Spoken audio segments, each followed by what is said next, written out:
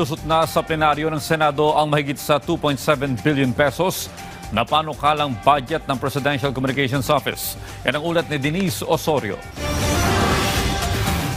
Habang nagpapatuloy ang budget deliberation sa Senado para sa 20th Congress, pasado na ang pondo ng Presidential Communications Office o PCO para sa susunod na taon.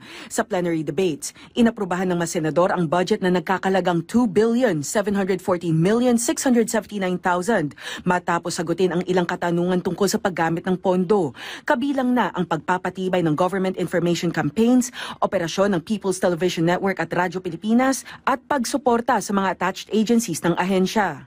Yes, actually, Mr. President, each bureau under, whether you're PIA, whether you're in radio, everybody should, it is the responsibility of every media practitioner to do fact-checking. To have a group for fact-checking. Nung panahon namin, walang ganun. Kasi kami nag-fact-check. If you're a journalist worth your salt, you should know your sources. You should stand on the truth. Ayon sa mga senador, malinaw ang mandato ng PCO na palakasin ang komunikasyon ng pamahalaan, lalo na sa mga issue ng transparency, public awareness at disaster communication. Tiniyak din ng ahensya na magiging mas epektibo ang kanilang serbisyo gamit ang nakalaang pondo.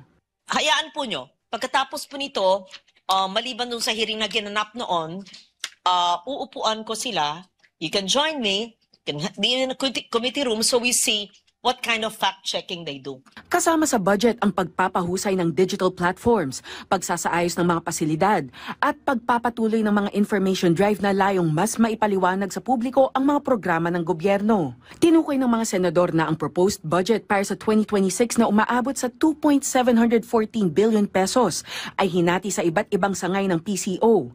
953.9 million pesos para sa PCO proper, 95.6 million pesos para sa Bureau of Communications Services, 19.6 million pesos para sa National Printing Office, 153.6 million pesos para sa News and Information Bureau, 501.5 million pesos para sa Philippine Information Agency, 484.3 million pesos para sa Bureau of Broadcast Services, 247.1 million pesos para sa Presidential Broadcast Staff o RTVM, at 136.7 million pesos para sa PTV4 at 122 million pesos para sa IBC 13.